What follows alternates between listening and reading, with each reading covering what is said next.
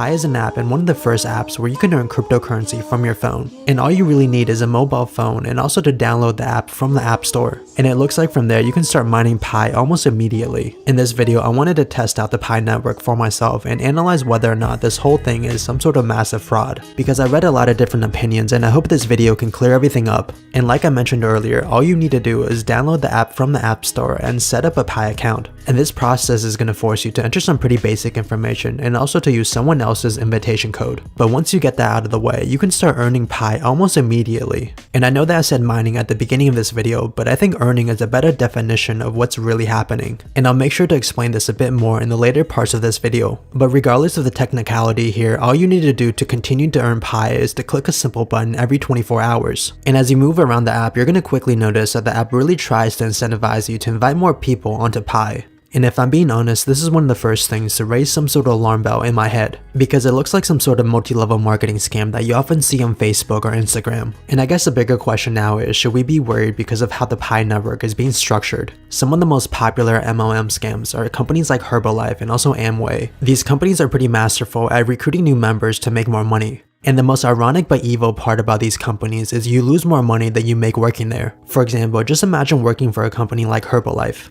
You're going to have to pay about $20 a month to access their marketing platform, then you're going to pay about $10 to attend their events, and after that you're going to pay $100 for a box of Herbalife drinks to resell. And whether you know it or not, in this situation you essentially became the customer for Herbalife. And the company doesn't really care what happens afterwards because they essentially made all the money they needed from you. And this is one of the biggest reasons why people hate multi-level marketing scams, because you lose more money than you actually make. Now the biggest question right now is, can we consider the Pi network a multi-level marketing scam? And after really thinking about this question, I really don't think we can. The first thing you're going to notice about this app is that it doesn't really take anything from you. It's not trying to sell you a product or a service, and it's not even asking for your money here. And now I'm left thinking, what does this app even want from us? Because all you really do is sign back onto the app every 24 hours. And there's really two explanations of what I think is happening right now. The first explanation here is that you are paying the Pi network, but maybe just not in cash. For example, you're paying the company by giving up your data and also your time. And this is true in some level because the company does collect personal information about you, such as your email, name, phone number,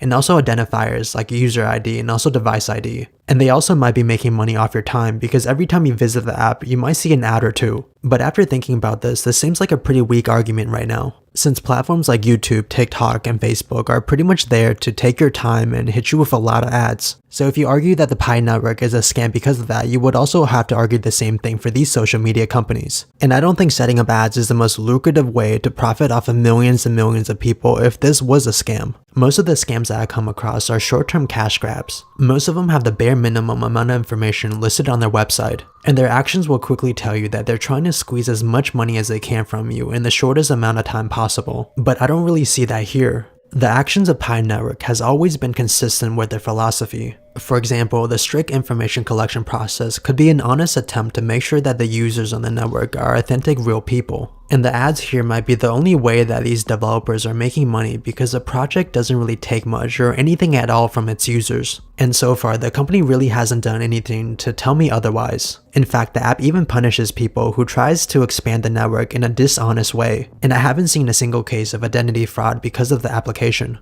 I think some of the things that make people question the app is really how it's being promoted and also the structure of it. You never really want to see invitation codes being spammed around because that's usually indicative of a fraud. But if you really think about it, it's also the best way to promote a network. And I have no doubt that the Pi network wouldn't be as big as it is today without the referral code process. And apart from this, a pyramid-like structure exists in almost any sort of organization or hierarchy. And some of the examples include a corporation, your family unit, or even the distribution of wealth. And the point I'm trying to make here is just because it has a pyramid-like structure doesn't make it a fraud. But what does make something a fraud is a flow of money within those organizations. For example, a MLM is pretty scammy because you lose more money than you actually make. And in a Ponzi scheme, which is a type of investment fraud, you end up having your money stolen or mismanaged by the person who's supposed to control it. And in a pyramid scheme, you often have to invest a lot of money with virtually zero payback. And I hope you understand my point, because in the Pi network, the flow of money is non-existent and you're not really losing anything or anything significant.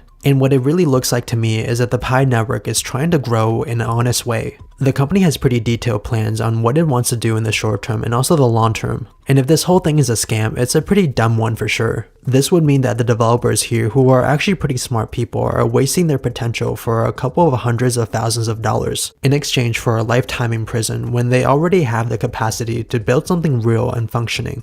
That's one of the things that doesn't really make any sense for me, and you can see here that the developers don't really try to hide their identities in any sort of way. Instead, what it looks like to me is that they're really trying to re-engineer how a decentralized network works. You see, in something like Bitcoin, trust is placed on those who have the most computing power in the network. And this is because it makes more economic sense for people who have a big stake in the network to go with the network instead of going against it. And I'm sure you guys heard of this concept a million times, but Pi does something different with it. And instead of relying on those with the most computing power, Pi believes that social connection is the cheapest way to establish trust in a decentralized system. So basically, the more authentic people there are on the network, the more trustworthy the network is, since the network here can compare the Pi balance among users, and also do this process at a fraction of the cost. And this is one of the reasons that we actually earn Pi from our phone instead of mine Pi from our phone, because you can turn your phone off and still earn the same amount that you would have if the phone was back on. And this really means that every time you're logging back onto the Pi application, all you're really doing is checking in. And a good way to think about this is the teacher calling roll call and you pretty much raising your hand to show that you were there. So there's really no mining process from our end. And it just looks like they're keeping track of how much they owe you and whether or not you're a real person on the network. Here's a quick cost-benefit analysis of everything that's going on. Some of the potential benefits might include getting your hands on a digital asset before everyone else, and doing this with minimum work and zero investment. Now, I don't think this will make everybody a millionaire, but it might make people a couple $100 or a couple $1,000 depending on how much you earn. And that's not really too bad considering how much time you're really spending on this project. And some of the potential costs of the Pi network might be the platform leaking some of your data. For example, your email, your phone number, your name. But I highly doubt that because this is way too intricate just to steal your data. And also, the developers here aren't really camera shy and they're constantly promoting the product and doing what you expect an honest company would do given the situation and given their philosophy. And based on this, I noticed that the platform has a much higher upside than downside. Now, this will change, for example, if the platform starts asking you for money. But as of right now, I think it's a pretty good representation of what you're getting yourself into. And after doing the research for this video, I even decided to continue to earn some Pi on the application, because it really makes sense to me right now based on what I can potentially gain and what I can potentially lose. And for some reason, if you guys decided to join too, make sure to use my invitation code here. And a fun fact here is that Magic Tuna was actually the gamer tag I used when I had a PS3. And with that being said, I hope you guys found the video interesting. Make sure to like and subscribe. I'll see you guys again next time and update you guys on things like E2, the Pi network, or even investable companies. And I'll try to get the video out on time, but I can't make any promises. So with that said, thank you guys so much for watching and take care.